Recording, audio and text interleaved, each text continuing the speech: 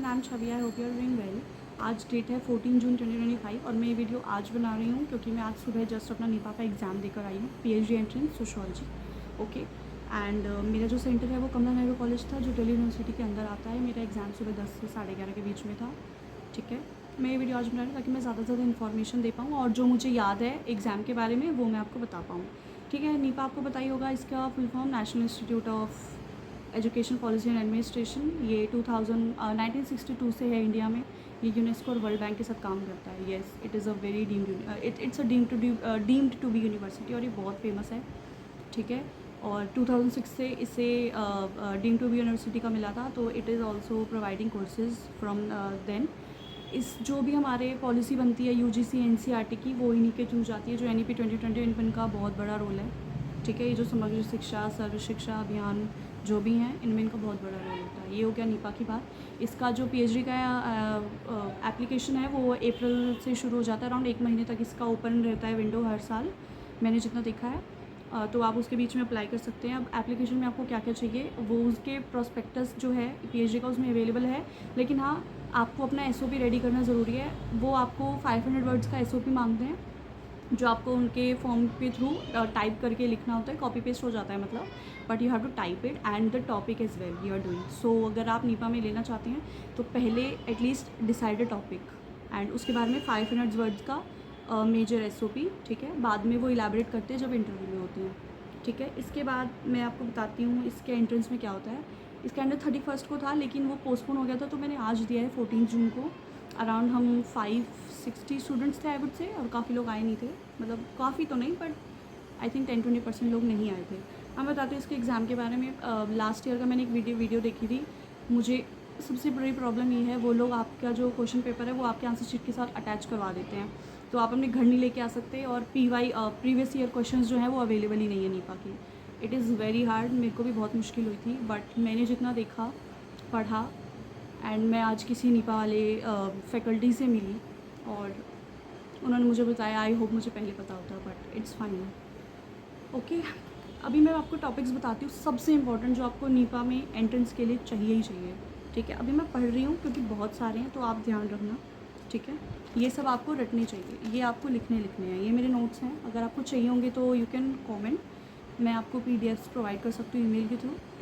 It will be free of cost, don't worry, I will not ask money for this. ठीक है, must do topics हैं हमारे। एक तो हाँ, इसका जो क्वेश्चन है वो सब्जेक्टिव टाइप आता है, तो आपको बहुत लिखना है। अगर तो राइटिंग स्पीड पहले बढ़ा लेना, बहुत ज़रूरी है। आज मेरा हाथ दर्द हो गया था क्योंकि नेट का एग्ज़ाम का प्रिपेयर करते हो ना, तो आप ऑब्जेक्टिव है, तो आपकी लिखने की स्पीड कम हो जाती है, वो करना बहुत ज़रूरी है। अब इसमें आपको क्या क्या आना चाहिए। RT, right to education, NEP policy 1960, 1986, 2020, policy schemes related trade. NIEPA की वेबसाइट ज़रूर पढ़ लेना, क्योंकि नीपा का रोल बहुत ज़रूरी है एजुकेशन में, और वो क्योंकि बहुत सालों से काम कर रहा है, उसके बारे में बताना बहुत ज़रूरी है। उसकी थोड़ी हिस्ट्री, क्या करता है, कैसे करता है। ठीक है, रिसर्च मेथोडोलॉजी आपको आनी चाहिए। डेटा इंटरप्रिटेशन ज़्यादा नहीं, डेटा इंटरप्रिटेशन एज इन, अभी मैं आपको बताऊँगी जो क्वेश्चन पेपर आएगा तब आपको समझ आएगा मैं कौन सी टाइप का डेटा इंटरप्रिटेशन आपको बोल रही हूँ।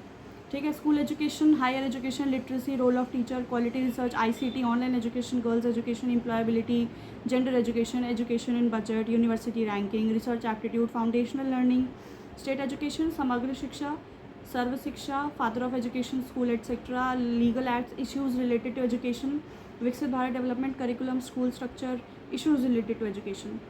ये कुछ टॉपिक्स हैं। ये मैंने बहुत मुश्किल से ढूंढ के बनाया, और ट्रस्ट में इनसे बहुत हेल्प हुई, क्योंकि आज मेरे साथ पता है क्या हुआ था। मैंने क्वेश्चन पेपर जो पढ़ा है ना, मुझे उसका एक एक क्वेश्चन आता था। कैन यू इमेजिन, वो सिर्फ इस वजह से।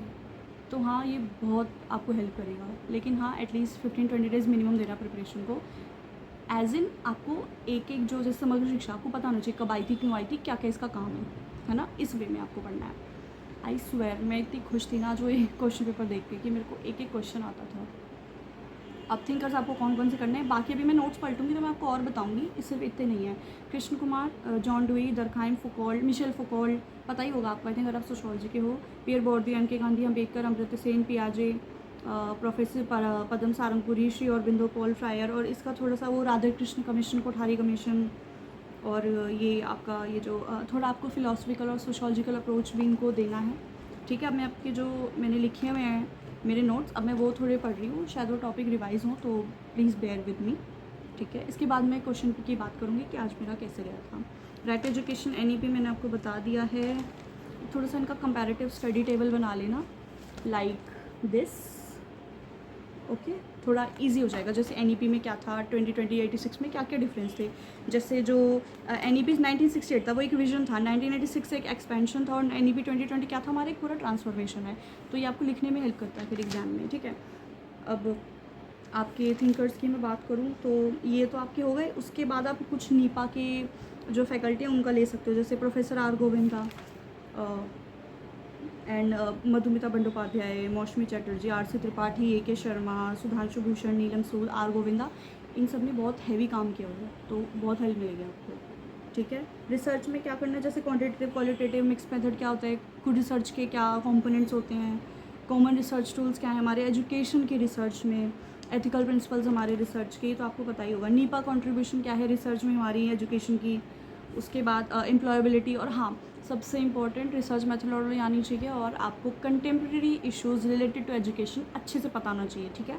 अब मैं वो पढ़ के बता रही हूँ कुछ कुछ टॉपिक जिससे आपको हेल्प मिलेगी। इनके बारे में मैंने थोड़े लंबे नोट्स बनाए हैं, लाइक एक पेज के, यू कैन सी, तो इससे मुझे हेल्प हुआ था, ठीक है।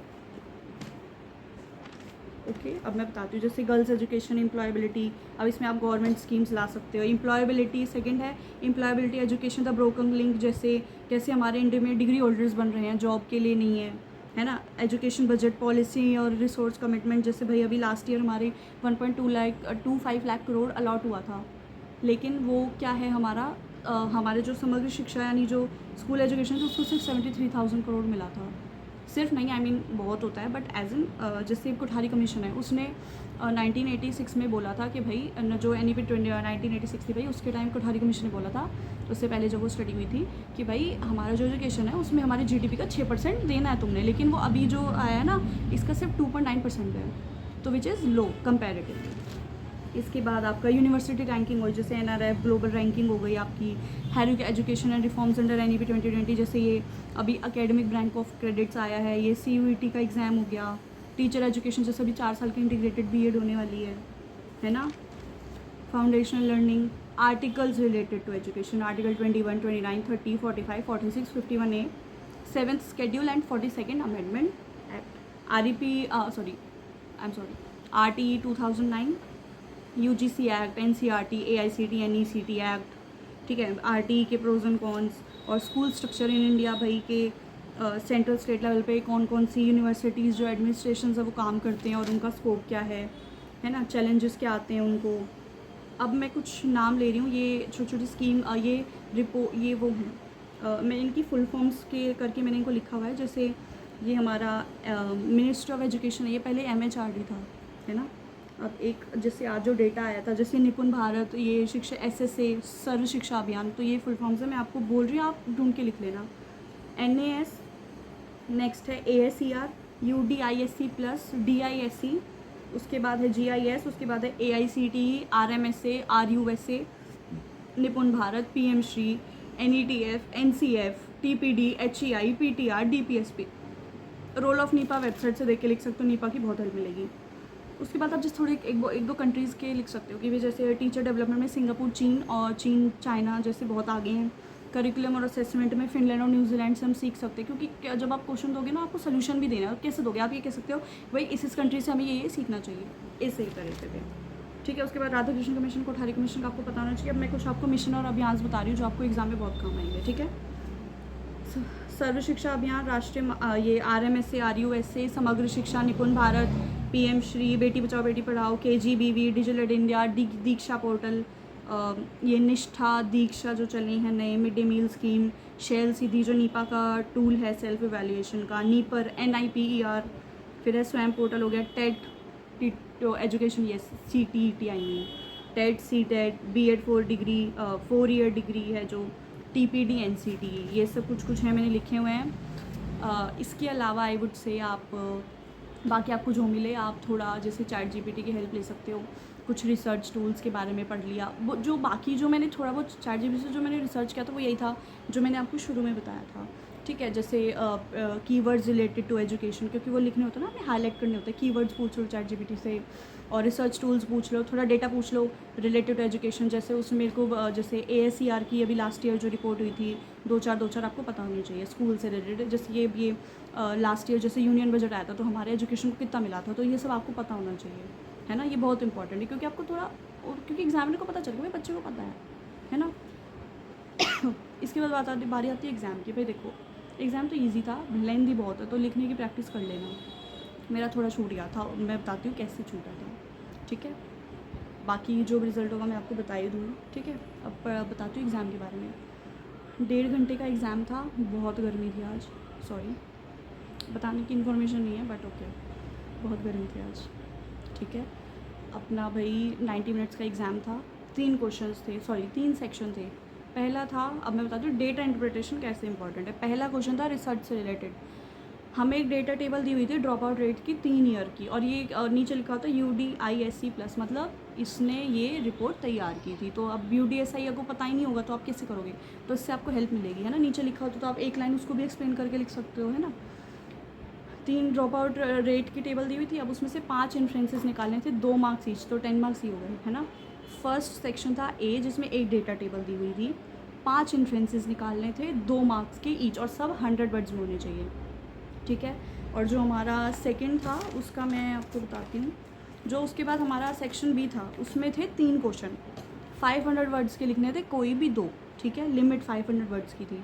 अब उसमें 3 क्वेश्चन थे। पहला था SDG, जो सस्टेनेबल डेवलपमेंट गोल है, उसका एजुकेशन में क्या रोल है, ठीक है। वाह, गोल है, रोल है, गुड। उसके बाद है सेकंड क्वेश्चन था प्राइवेटाइजेशन जो हो रहा है एजुकेशन से, उससे कैसे डिग्निटी और इनइक्वालिटी आ रही है, उसमें मुझे उनमें था, और उसके नीचे सोल्यूशन, मतलब क्वेश्चन 2 लाइन का था कि अपने कंटेक्स्ट में उसका सोल्यूशन दो, और कैसे हम इंक्लूसिव एजुकेशन कर सकते हैं वगैरह वगैरह। अब वो आप कैसे बताओगे जब आपको पता होगा कि भाई common education system, common schooling system थोड़ा हम फोकस कर सकते हैं, थोड़ा पॉइंट आउट कर सकते हैं, है ना, फोकस कर सकते हैं। और सेकेंड क्वेश्चन था NEP 2020 और विकसित भारत का रोल, सॉरी NEP 20 का एजुकेशन का विकसित भारत में रोल, ठीक है। ये 2 क्वेश्चन मैंने किए थे, मैंने SDG वाला नहीं किया था।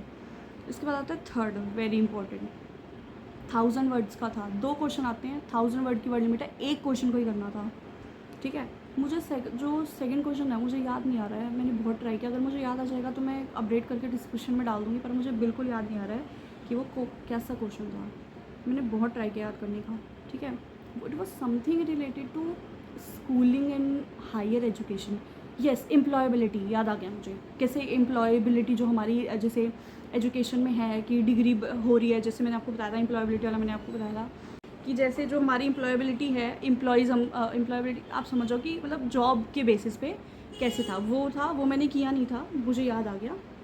सेकंड था हमारा एक कोड दिया होता कि, और उसका हमें बेसिकली बताना था 1000 वर्ड्स में कि टीचर का थ्रू आउट डेवलपमेंट कितना ज़रूरी है हमारे एजुकेशन सिस्टम में। ये क्वेश्चंस थे, मेरा छूट गया था क्योंकि 1000 वर्ड्स का है, तो इसमें एटलीस्ट आपको पेजेस लिखने थे, मैं इसमें सिर्फ 4 पेज ही लिख पाई। सो और लिखना था, नहीं लिख पाई, क्योंकि 1.5 घंटे में 3000 वर्ड्स बहुत होते हैं। तो मैं बोलूँगी प्लीज़ जैसे ही आप एग्ज़ाम देखो शुरू हो जाना, ठीक है। मतलब अपना 5-8 सेकंड जो लेना ज़्यादा मत सोचना, जो आए लिखते जाओ, बाद में आता जाएगा दिमाग में, क्योंकि इसमें टाइम नहीं आपके पास कि आप थोड़ा एनालाइज करो और 2-4 minute low. I would say लिखने की प्रैक्टिस करना सब्जेक्टिव है, बहुत हेल्प मिलेगी। बाकी अगर आपका कोई क्वेश्चन हो कमेंट में डाल देना, I will definitely answer, and thank you, all the best.